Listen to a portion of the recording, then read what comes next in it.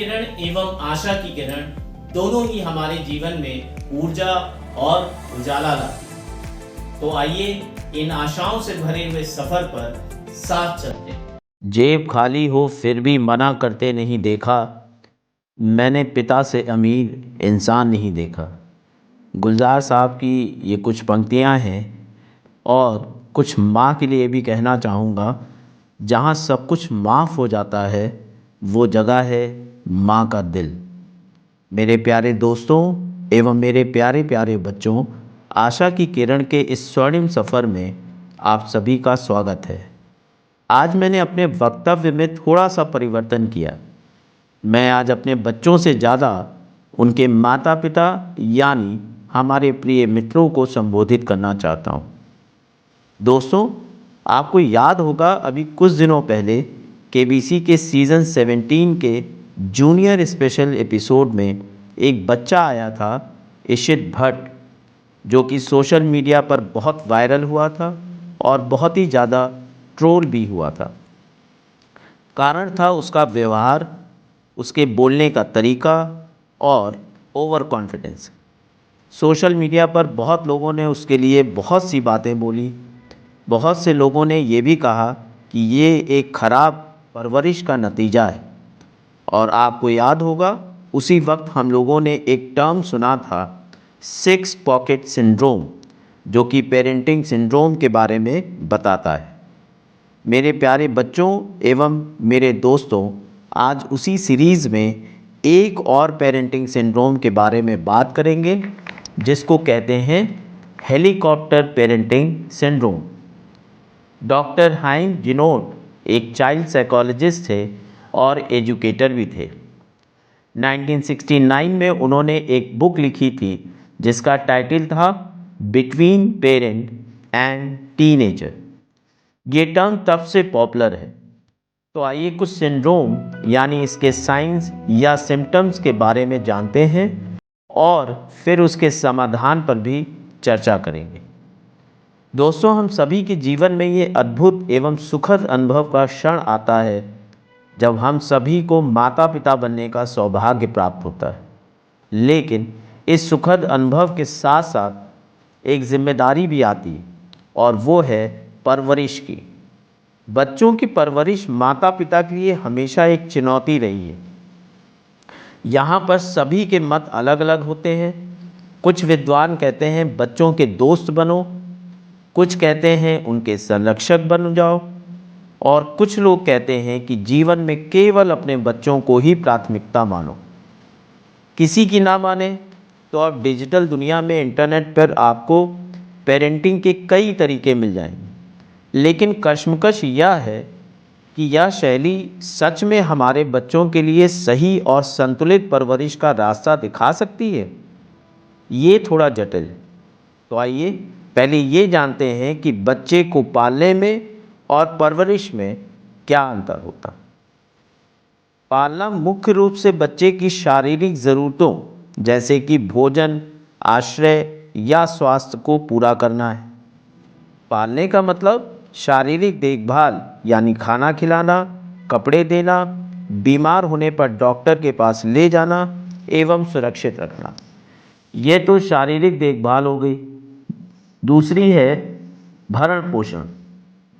भरण पोषण या पशु पक्षियों के लिए भी इस्तेमाल हो सकता है। इसमें सिर्फ जीवित रखना और देखभाल करना शामिल है।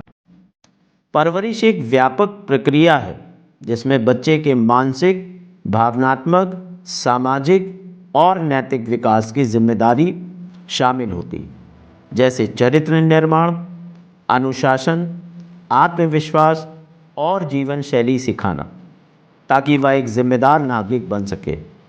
हमें बच्चों के समग्र विकास पर ध्यान देना चाहिए। चरित्र निर्माण, व्यवहार और अनुशासन आत्मनिर्भर बनाना परवरिश का एक अहम हिस्सा है।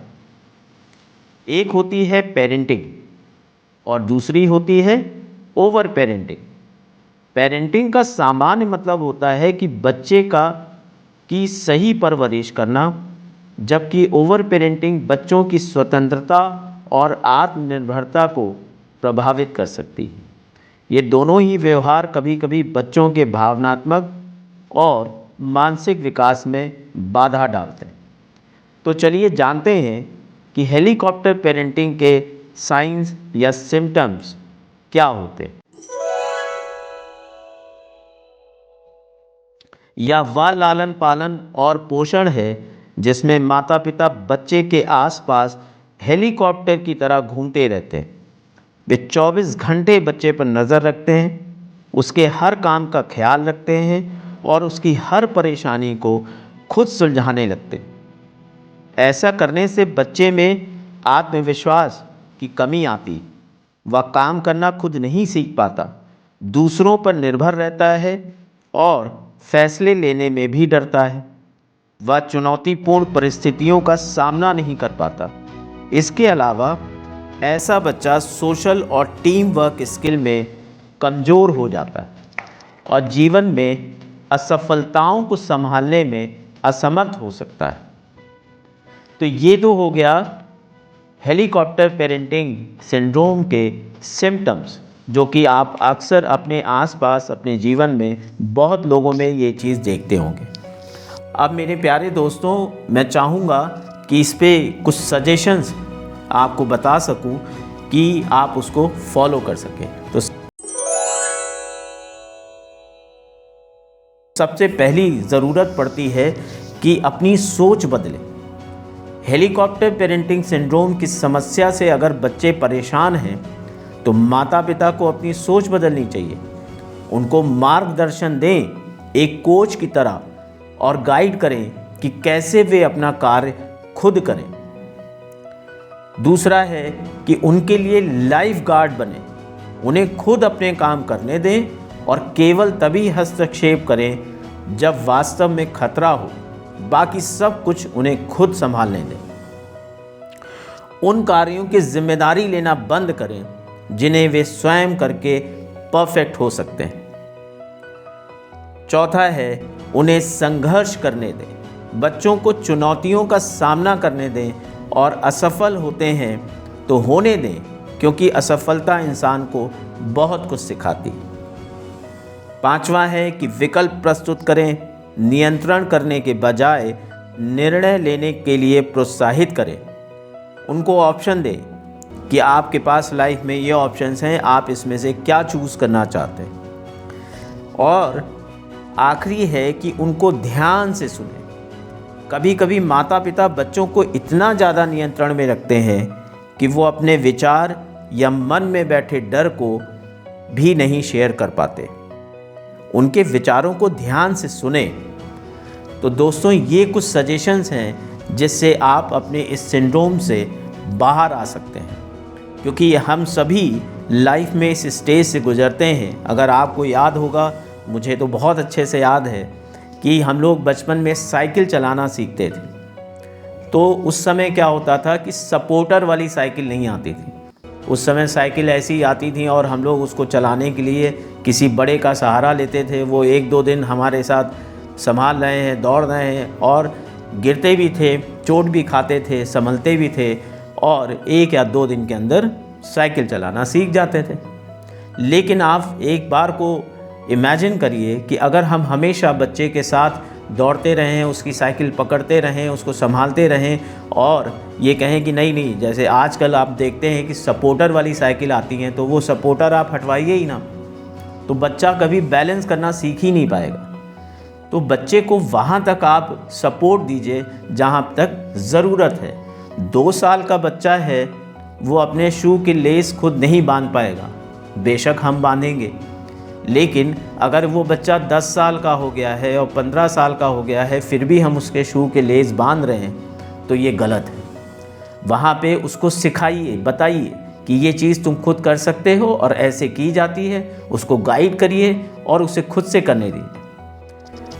बहुत सारे हमने माँ बाप अपने आसपास ऐसे भी देखे हैं कि उनका बच्चा 10 साल 15 साल का हो गया और वो उसको मुंह में जो है कौर खुद खिला रहे हैं।